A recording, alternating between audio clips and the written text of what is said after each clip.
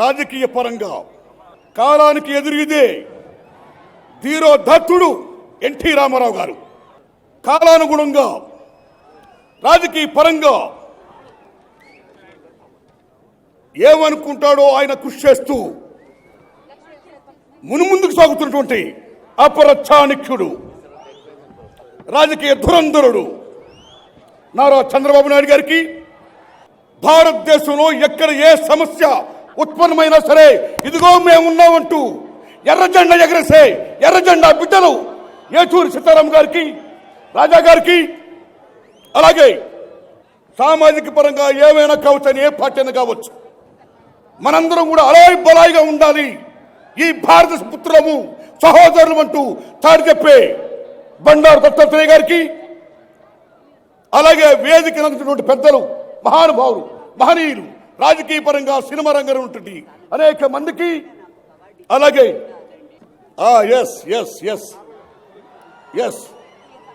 బాలకృష్ణ గారు, రామారావు గారు వేసే వేషాలన్నీ వేస్తూ తండ్రికి తగ్గ తనుడుగా నిరూపించుకుంటూ ఇంకా ఇదిగో నేనున్నాను అన్స్టాపుల్గా అఖండ అఖండ అఖండ బాలకృష్ణ గారికి నన్ను ఎంతో అభిమానంగా ఈ సభకు రమ్మని చెప్పిన మహనీయ పెద్దలు శ్రీ రామకృష్ణ గారికి, ఓ ప్రేక్షక దేవుళ్ళారో, ఓ ఎన్టీఆర్ అభిమానులారో, మీ అందరికీ శిరస్సును దండం పెడుతున్నా.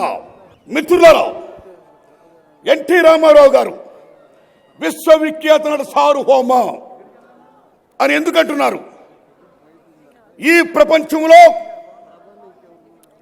Lawrence Olivier, Stephen Boyd, Charlton Heston, SV Rangarao garu, Akkineni Nageswararao గారు, శివాజీ గణేశన్, కన్నడ రాజ్ కుమార్, ఎందరో దిలీప్ కుమార్ మహానటులుండగా వై ఓన్లీ ఎన్టీ రామారావు గారు విశ్వవిఖ్యాత నట సార్వభౌముడు? వై? బికాస్ ఇప్పుడు చెప్పుకునే మహానటులందరూ కూడా ఆయా వేషాలని చాలా మంది వేయగలుగుతారు, కానీ అన్ని వేషాలని కూడా ఒప్పించి మెప్పించే ఒక ఎన్టీ రామారావు గారిలాగా మాత్రం చేయడం కష్టం.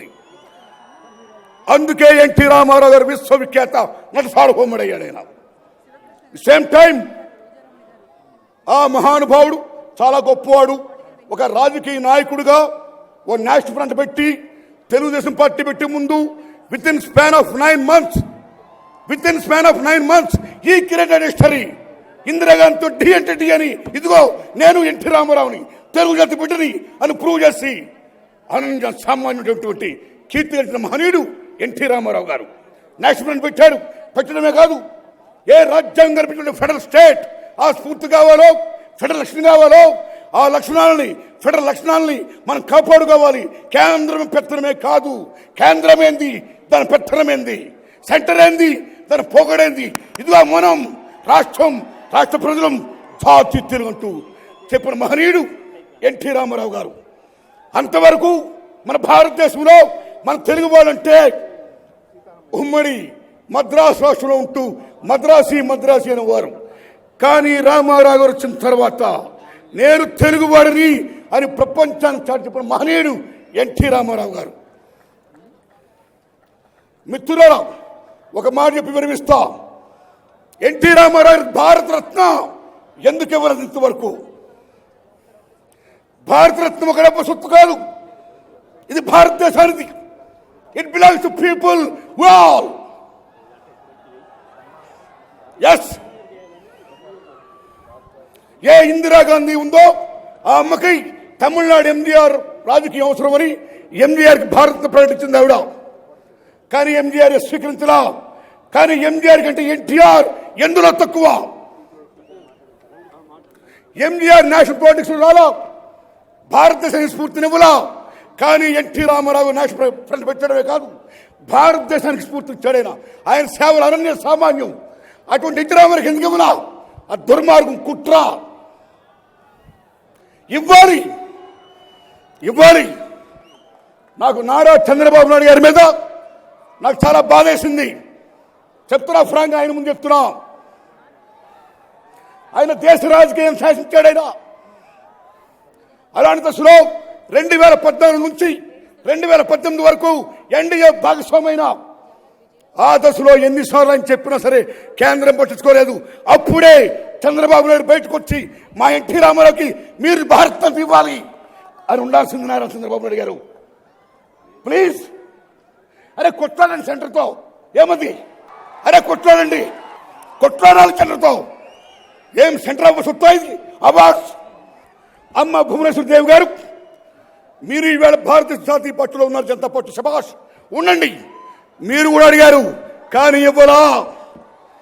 కేవలం 100 రూపాయల కాయిన్ బిళ్ళ మీద మాత్రం రామారావు బొమ్మేశారు. దానికి మీరు సంతృప్తి పడకండి అమ్మా. ప్రత్యేక ఆంధ్ర ఇస్తామని, ప్రత్యేక హోదాతో ఇవ్వాలా, సంతోషపడద్దు. అందుకని భారతరత్న ఇవ్వాలి, ఆయన అర్హుడు. ఓ తమ్ముళ్ళారా, మీ అందరి ముందు నేను విజ్ఞప్తి చేస్తున్నా.